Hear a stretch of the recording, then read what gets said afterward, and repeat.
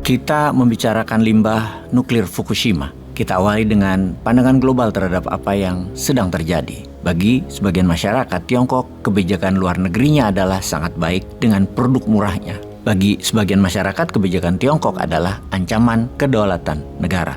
Namun beda dengan Amerika. Tiongkok bukan pakai hard power, namun menggunakan soft power. Bagi negara berdaulat, apapun bentuk yang mengancam kedaulatan pasti akan dipelajari dan di-counter sebelum dilakukan kerjasama atau kedekatan hubungan politik dan hubungan ekonomi dua negara. Pandangan inilah yang membuat Jepang yang memandang Tiongkok adalah musuh bersama mereka yang harus dilawan. Tidak ada soft power hubungan Jepang-Tiongkok, yang ada hanya beli putus. Selesai, tidak ada koneksi masuk ke dalam, misalnya dengan membangun pabrik di Tiongkok bagi produk Jepang atau ahli teknologi. Tidak ada, mereka hanya saling pesan dan beli putus. Ketika Tiongkok sangat serius akan masuk ke Taiwan, Jepang melihat ini ancaman nyata secara fisik atau militer bagi kedaulatan Jepang. Jepang yang di bawah protektorat Amerika tidak boleh punya angkatan bersenjata yang kuat. Sekarang, Amerika mengizinkan untuk Jepang meningkatkan persenjataannya. Bahkan dalam 3 tahun ini sudah meningkat 3 kali lipat. Baik anggarannya juga kemampuan taktisnya.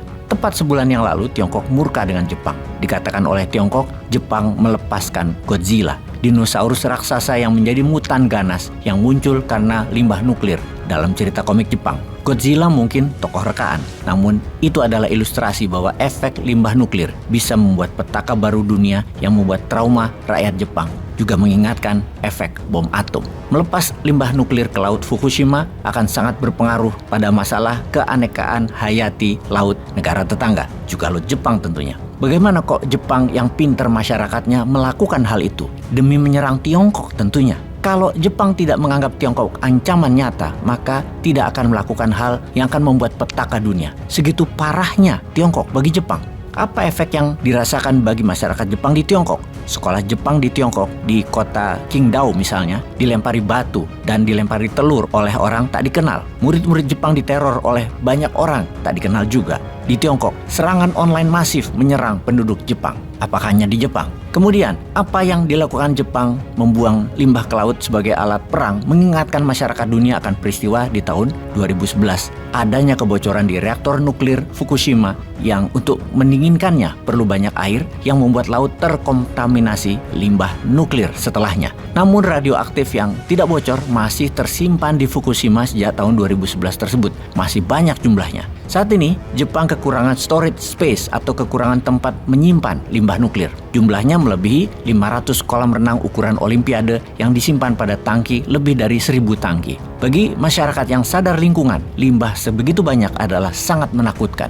Jepang katanya sudah membuang unsur radioaktifnya, di mana fakta kemudian air sisa tadi dibuang ke laut ke arah Tiongkok. Benar sudah tidak ada lagi unsur radioaktifnya. Ini bisa merupakan kejahatan lingkungan yang parah yang Jepang lakukan. Bisa juga sebagai senjata serang negara tetangga, terutama menyerang Tiongkok yang masyarakatnya tidak bisa lagi memancing ikan di laut sengketa Jepang dan Tiongkok. Siapa yang menggaransi radioaktif tersebut sudah benar-benar dibuang? Kalau masih ada tritium, mineral bahaya lainnya. Menurut ahli lingkungan barat, mereka sudah melakukan tes atas limbah tadi. Sudah tidak ada radioaktifnya lagi. Namun Tiongkok tetap tidak percaya. Tiongkok protes keras di forum PBB dengan mengatakan kalau memang sudah tidak ada limbah radioaktifnya, kenapa harus dibuang ke laut? Kenapa tidak dibuang di atas tanah Jepang saja? Tiongkok memprotes dan menganggap Jepang menantang perang Tiongkok. Protes Tiongkok di PBB tidak mendapatkan dukungan dari anggota lain. Yang mendukung hanya aliansi Tiongkok saja. Jepang yang bagian dari sekutu barat tetap mendapatkan dukungan kuat